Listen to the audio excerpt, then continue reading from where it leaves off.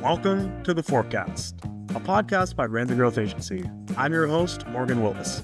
On each episode of The Forecast, we'll ask our guests to give their forecast for the future of their area of expertise. We'll talk through media, marketing, and advertising trends, and sometimes we might get into some other fun too.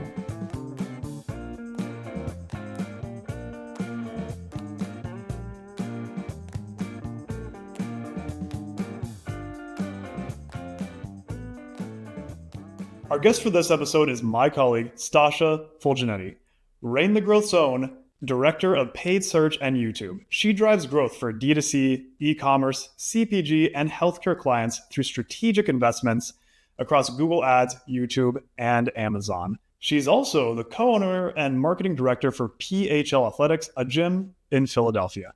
Stasia, welcome to the show. Thanks for having me, Morgan.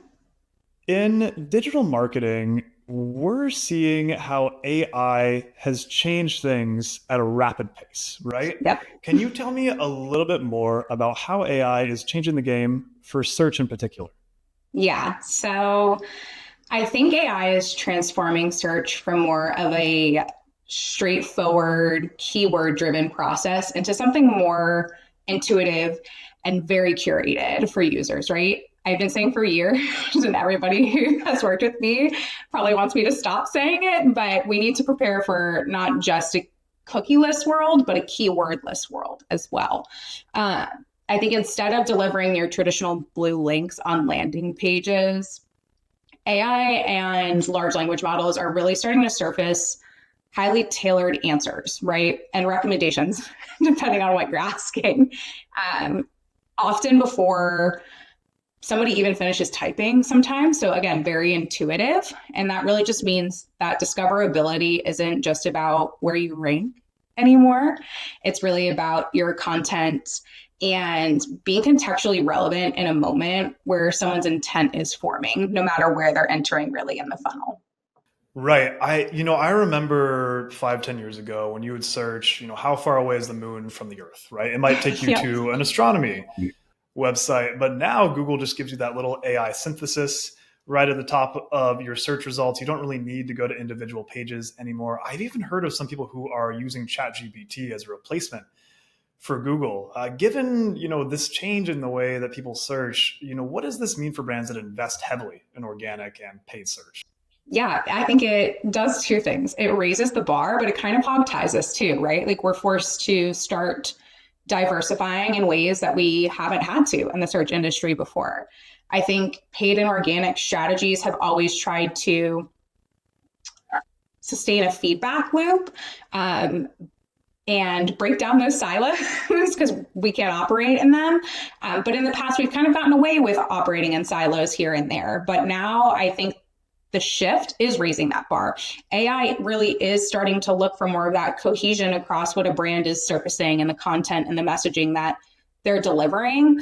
And I think brands that are going to win are going to be the ones that are really investing in that deeper intent signal and not just high volume keywords, right? Like they're creating content for every bit of the funnel, every portion of the funnel, and content that shows up across surfaces, right? Not just formats. Again, not just blue links anymore. It's really about having written content and visual content and video content, all that's organic, native, and authentic to build that trust with the user as they're building trust with these AI platforms and large language models. So aligning with those people who are really looking for, and you mentioned it up top, right? Like people are really looking to solve or answer things relatively quickly. And some are looking to explore. And I think we're noticing that AI is trying to meet us where we are. And brands that are willing to invest in those creative assets and development are really going to be the ones that win here. It just pushes us to step outside our comfort zone, be a little comfortable with being uncomfortable, so have you. But it's exciting too. It gives us as search marketers the ability to test and learn on greater scales, break down silos, not just with paid and organic, but also with social, as social search becomes quite the thing. So there's a lot of breaking down of the foundation, so have you, within the search channels and platforms. But it's a really, really exciting time to bring your brands forward and have them test and learn early and quick to stay ahead of the game. Speaking of social search, so younger generations these days are maybe not even going to Google. They're using TikTok or Instagram to search for their favorite products or answers to their questions.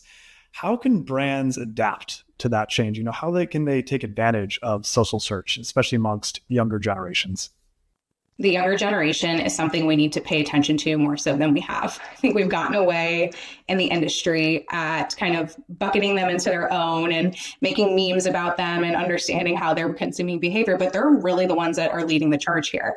They are going to be these future consumers. So we have to pay attention to that. And social search is a passion point of mine. I love talking to our social team on the matter too, because search looks completely different than it did even just a year ago, right? It's no longer confined to a search box and a keyword box and those blue links. We really find that consumers are searching, like you mentioned, across Google, TikTok, YouTube, even in chat interfaces too, which is often neglected. And they really expect the result to be relevant and visual and feel personalized and curated, like we mentioned. I think that's why brands really need to think beyond the keywords in the landing page. Integrating video has been a huge part of that, right? Especially on platforms like YouTube. YouTube is a wealth of high intent, rich, low funnel data of how a user is engaging online. And it's one of the most effective ways, I think, to meet the consumer where intent and discovery intersect. And that's where we as Rain are really starting to scale our YouTube strategies. So we're looking at beyond your traditional services. So what can we do in shorts and in-stream and in-feed and YouTube TV and CTV? Because each of these touch points is kind of giving us an opportunity to meet that individual in different mindsets, from whether it be passive scrolling on shorts or TikTok to really that active research that happens in your traditional search engine or large language model. And I think that's the beauty in it, right? Like, we're not ripping the rug out from under us. We know there's a lot of intent and audience-driven insights that we have from how high intent the data is, that we can back these strategies with that and explore. Video has become more prevalent and more exciting in the search world. It's now a part of our search results. It's a part of what we're doing in Performance Max and Demand Gen and beyond, right? We're looking at the lines being blurred between search and social at the hands, really, of this younger generation. But we're seeing us older millennials, so have you, sort of follow suit and learn that way. And I think YouTube's really especially powerful for this because it's where that search and social interests start to intersect. And people are coming to it, for entertainment, but also with really specific questions and needs that make things more niche and curated for them. So I think video helps brands really deliver those answers in a format that AI can either understand or interpret, et cetera, while really building that trust with the consumer and the brand in a way that static content just has failed to do year over year. But static content will also feed these young strategies that are eventually going to evolve over time. But again, I think this younger generation is one that we really need to be paying attention to because they're demonstrating to us that you can enter the funnel at any moment and the type of content that you're digesting is vast and diverse and across multiple different platforms. You're going to jump from YouTube to Instagram to your CTV screen. You're all over the place, and it's how brands are connecting in those moments that are really going to stand out. YouTube is very unique as a digital video partner, right? I mean, it's the one that I believe we spend the most time with on average. I know that's probably true for myself and my own viewing habits, but people aren't going to Hulu or Netflix to search, but they are doing that on YouTube. For anybody who doesn't know, can you tell us what the difference is between social search and social? When does social search just become social media creation? Yeah, that's a really good point and question and clarification too, right? I think the social search aspect of it is driven by discovery, right? Somebody who is looking into a brand, has heard about a brand, seen them on the explore page, the algorithm knows kind of your next step. Whereas search on something like YouTube is very intent driven. You know what you're looking for when you're going there, and it's very specific and has higher intent than necessarily that discoverability aspect that social search has.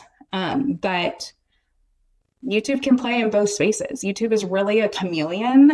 And I think that's why I love it, because it can apply to brands in different avenues and different applications to really meet their needs and move their business bottom line, whether that be driving sales, driving new customers. There's ways to really create a bespoke video strategy and YouTube that we haven't seen in a long, long time, or honestly ever. And I think YouTube's done a tremendous job at keeping up with that and understanding that they have a unique advantage in the marketplace because they are that pure intersection of high intent search, but also the social aspect of discoverability and engagement with a consumer and building trust. And it really creates this interesting feedback loop where we can derive strong insights from and scale those both upstream and downstream.